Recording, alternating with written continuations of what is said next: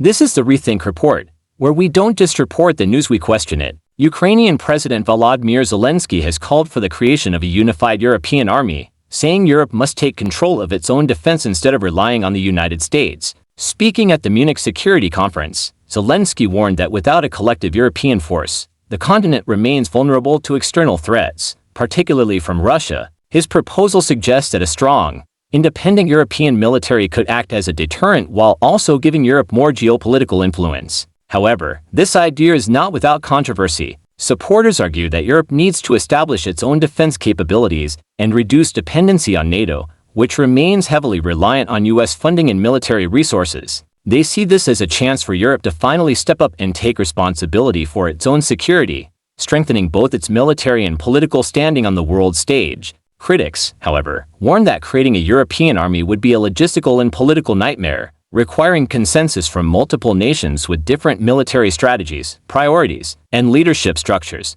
There is also the concern that such a force could weaken NATO, creating internal divisions at a time when Western unity is crucial in confronting global security threats. Beyond the political implications, there are practical concerns. A European military would need to be funded, structured, and commanded efficiently. Would nations be willing to contribute soldiers and resources under a unified system? Would countries with historically neutral policies, such as Switzerland and Austria, agree to participate? And if this force were to exist alongside NATO, how would the two interact? With tensions in Eastern Europe escalating and the future of NATO itself under scrutiny, Zelenskyy's call for a European army has reignited an old debate. Is this the time for Europe to take full control of its defense? Or is this a politically unrealistic idea that could do more harm than good? The Rethink Report doesn't just report the news, we question it.